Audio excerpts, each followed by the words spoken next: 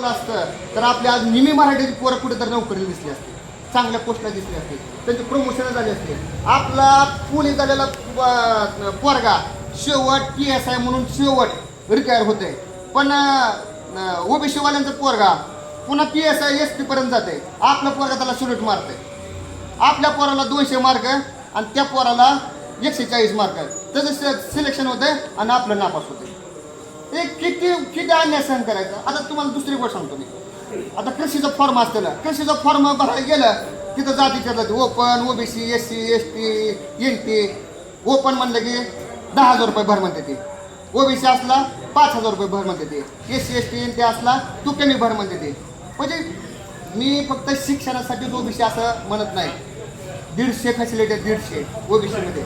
Original OBC मध्ये 150 facility आहेत. राजकारणाचा खडे सोडा, राजकारणाचा काय घेऊन देणार. फक्त शिक्षण आणि इतर फॅसिलिटी जरी काढल्या तरी आपल्याला एवढा मोठा फायदा आहे. आणि तो फायदा फक्त त्या माणसामुळे आज समाजाला घेता आलेला आहे.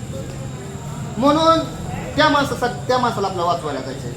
मला असं वाटते एकदा आपण महागारी आलोय, पहिली चक्कर आपली फेल गेलेली आहे. आता चक्कर फेल जाणार नाही. मी लिहून देतो तुम्हाला. ह्या बारीला काय ना काय जरांगे पाटील फुटा घेऊनच माघारी येणार आहे. आता मोकळ्या हाताने येणार आहे. मला असं वाटतंय की आता समजा उद्या जरांगे पाटील तिथं उपोषणाला बसलं, सरकारी मागण्या नाही मान्य केल्या आणि जर समजा तिथं त्यांना कमी जास्त झालं तर इकडं गुलाल नव्हतं काय बी झालं तरी आपल्याला ते नको आहे. कारण लाख गेली तर चालतील पण लाखाचा पोषण आपल्याला घालवायचं. म्हणून आमची तळमळ आहे. दादांना पण माघारी आणायचं आहे आणि येताना गुलाल पण उधळतोय आपल्याला यायचं आहे. आपल्याला विजय पण घेऊन यायचा आहे. म्हणून आपल्याला 29 तारखेला मुंबईत पोहोचायचं. बऱ्याच गोष्टी आहेत त्या. मग मी थोडं विषयांतर होते. मग मला वाटलं की आता हे तरुण पोरं आहेत, ह्यांनी पैशाचा आर्थिक नियोजन काय करावं. तर मला असं वाटतंय गावामध्ये मराठा शिक्षक भरपूर आहेत, मराठा नोकरदार भरपूर आहेत, मराठा दुकानदार भरपूर आहेत. आणि दुसरी गोष्ट मी मराठा म्हणतोय, इतर जातीचा आपला विरोध नाही. आपण कुणाच्या ताटातलं मागत नाही. घटनेमध्ये 83 कलमामध्ये कुणबी हा विषय लिहिला आहे. गुरुजी घटनेमध्ये 83 नंबरला आहे कुणबी. तर ते आपल्याला घटनेनं दिलेला आहे.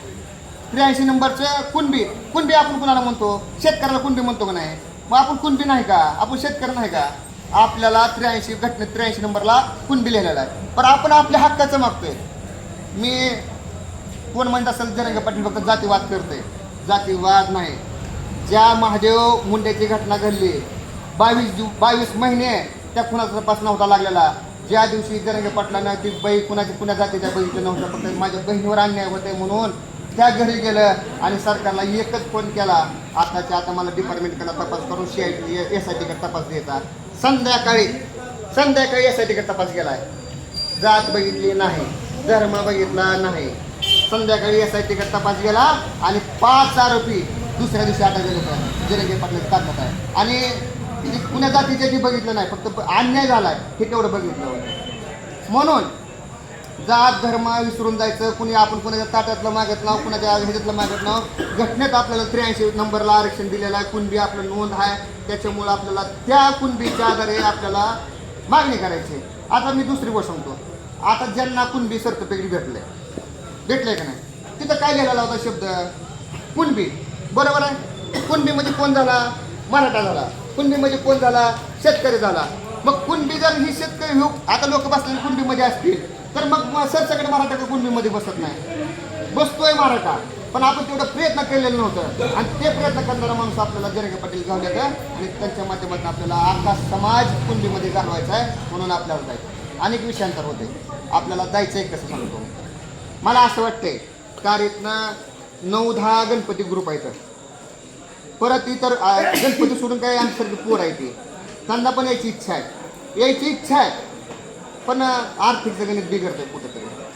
मला असं वाटतंय मुंडेसारखे माणसं आहेत, मामाडोकेसारखे माणसं आहेत, डोकरसारखे माणसं आहेत, शिवदादासारखे माणसं आहेत, खुशारावसारखे माणसं आहेत, किंवा अनेक शिक्षक आहेत, नोकरदार आहेत, सगळी गोष्ट आहेत, लोक आहेत. मला काय वाटतं, जर आपण कार्यतनं 10 गाड्या निघाल्या, 10 गाड्या, त्या 10 गाड्याला 5,000-10,000 रुपये आपण खर्च किती त्या गाडीला? 10,000 रुपये. 10,000 रुपये त्या डिझेलला द्यावं बरं का. आणि जेवणा खाण्याची वाटणी व्यवस्था होईल असं सांगत नाही, झाले. पण समजा एखाद्या बरला कुठे एखाद्या खेडेगावात नाही व्यवस्था झाली, कुठं काही नाही भेटलं, तर त्या पोरापाशी शिल्लक 5,000 रुपये असो, 5,000 रुपये असं मला वाटतं की त्या पोरापाशी 15,000 रुपये त्या गाडीला आपण सगळ्यांनी म्हणून गावाने.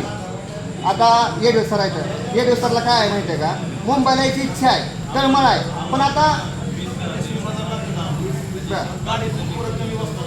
बरं येडवे सरला यायची इच्छा आहे, पण काय होत आहे, सरची तब्येत साथ देत नाही, सरची तब्येत साथ देत नाही.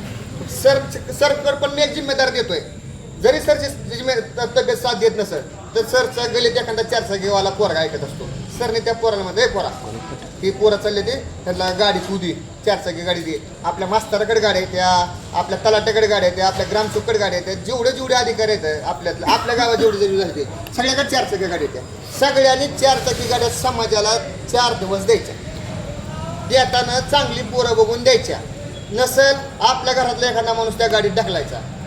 आणि दुसरी गोष्ट सांगतो, आता समजा माझी शेती आहे, आता आपण सगळी द्राक्ष बागायत आहोत, आता मला वाटलं की आता आपण एखाद्या खंडोबावर एक दिवस माणूस राहिला असतो बघा, प्रत्येक घरातला एखादा ते राहिला असतो, किंवा काय होतं, मी मुंबईला चाललोय, मला अचानक काहीतरी काम निघालं, मी मुंबई बाहेर येताना मी माझ्या धाकल्या भावाला फोन करायचा, मी कारला यायला लागलोय, तू माझ्या जागेवर इथं मुंबईत येऊन बस. एक माणूस मुंबईतला कमी नाही झाला पाहिजे त्या दिवशी.